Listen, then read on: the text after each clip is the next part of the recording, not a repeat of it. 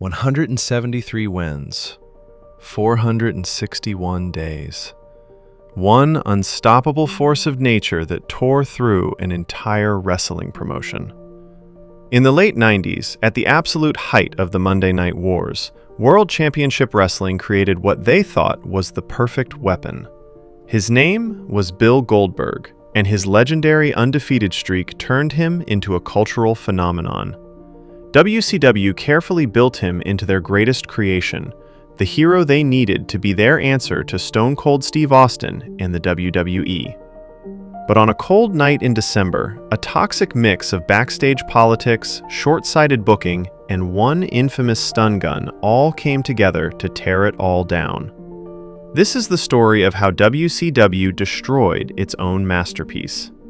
It wasn't just a loss, it was the calculated assassination of a character.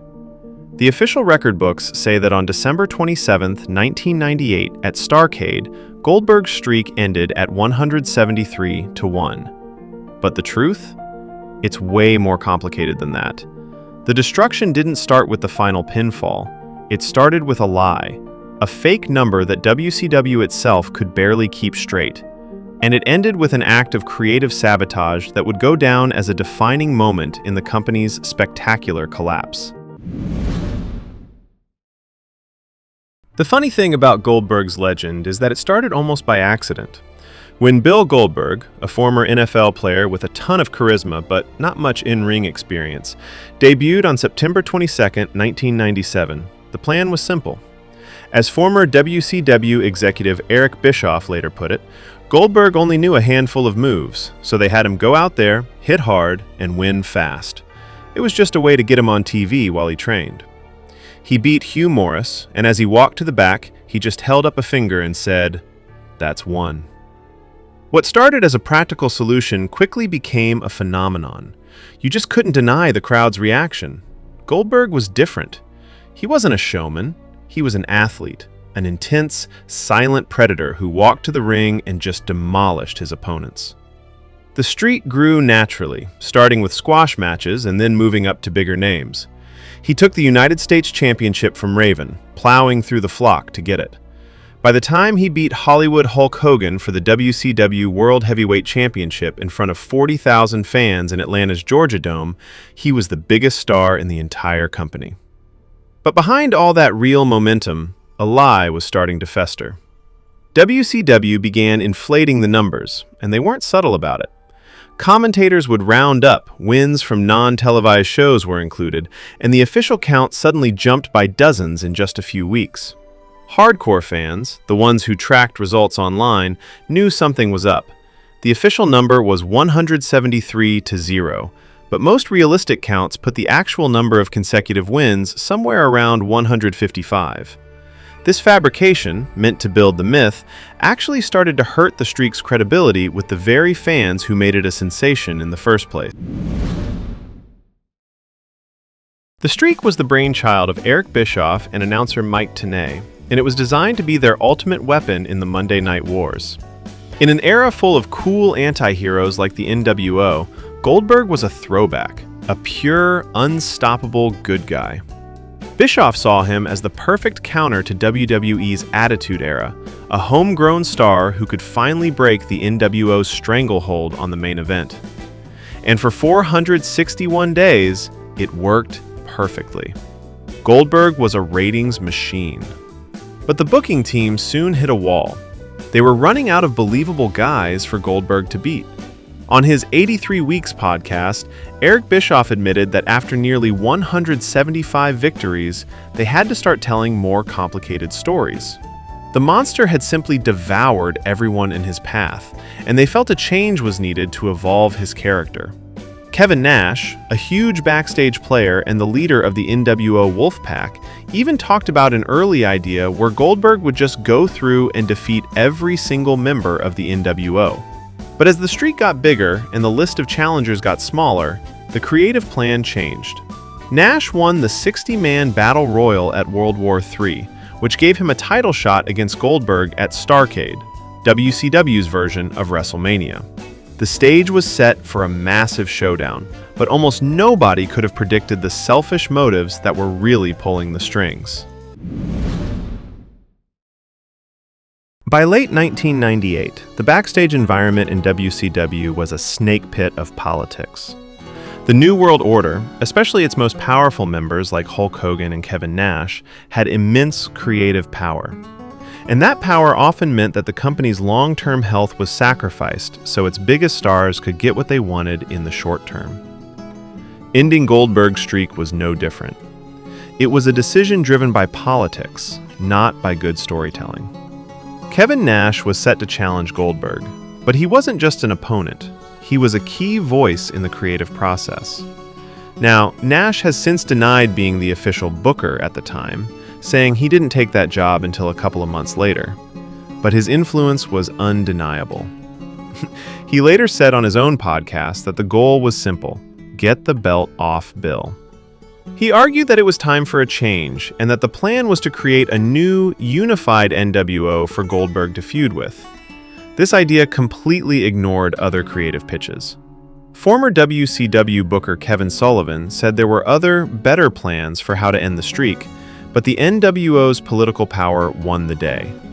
The motive became painfully clear. This wasn't about what was best for Goldberg, or even for WCW. It was about what was best for Hogan and Nash. Their goal was to get the world title back into their circle and make the NWO the top act in the company again, even if it meant snuffing out the brightest homegrown star they'd ever created. On December 27, 1998, in Washington, D.C., Starrcade became the scene of the crime. The main event was a no-DQ match for the WCW World Title, Goldberg versus Kevin Nash. The match itself was pretty standard. Goldberg fought off interference from guys like Disco Inferno and Bam Bam Bigelow, looking every bit the champion. He set Nash up for his signature move, the Spear, the move that always led to the Jackhammer, the move that had finished 173 other men. But then, it happened. Scott Hall, Nash's old friend and NWO partner, showed up at ringside dressed as a security guard. He slid into the ring and zapped Goldberg with a taser. Goldberg seized up and collapsed. Nash casually hit his jackknife powerbomb, the ref counted to 3, and that was it. The streak was dead. The crowd was a mix of shock, confusion, and genuine anger. Goldberg's aura of invincibility, built over 461 days, wasn't shattered by a worthy opponent in an epic battle. It was destroyed by a cheap shot and a taser. Any doubt about the real motive was erased just 8 days later. On January 4th, 1999 episode of Nitro, the infamous Finger Poke of Doom happened. Nash was supposed to have a rematch with Goldberg, but Goldberg was arrested as part of the storyline. So, Hollywood Hogan, who had been retired, came back and challenged Nash instead. The bell rang. Hogan poked Nash in the chest with his finger. Nash fell to the mat like he'd been shot. Hogan got the pin, became the new champion, and the two NWO factions reunited. The fix was in. Ending Goldberg's streak was never about a new story for him. It was just a pawn in a power play to put the championship back on Hulk Hogan. The Finger Poke of Doom is what many people point to as the beginning of the end for WCW. What do you think? Was ending Goldberg's streak the biggest booking blunder in wrestling history? Let me know your thoughts in the comments below. And if you're enjoying these deep dives into wrestling history, do us a favor and hit that subscribe button.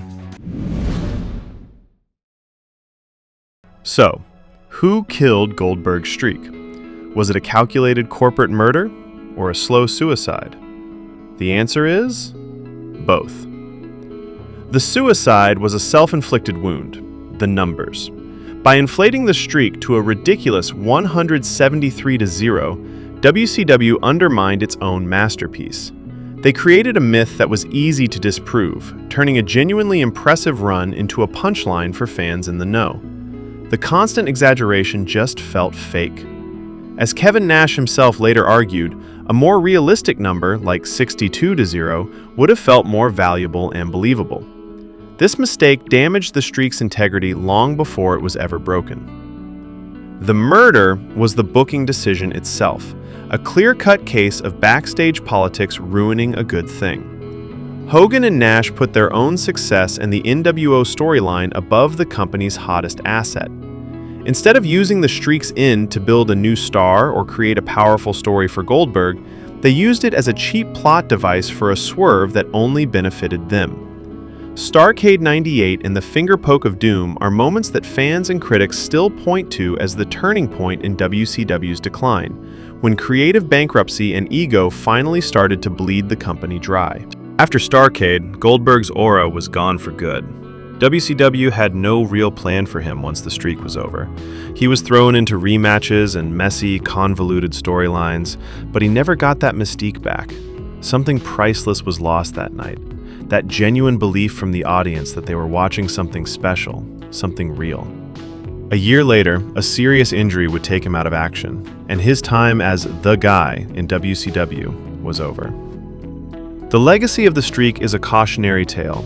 It showed the world exactly how to build an unstoppable monster, and at the same time, exactly how to destroy one. While other promotions have tried their own undefeated streaks, almost none have ever captured the lightning in a bottle that WCW did with Goldberg. It remains his legacy, a testament to a time when a silent warrior with 2 moves became the biggest star in wrestling. The story of Goldberg's streak is really the story of WCW itself.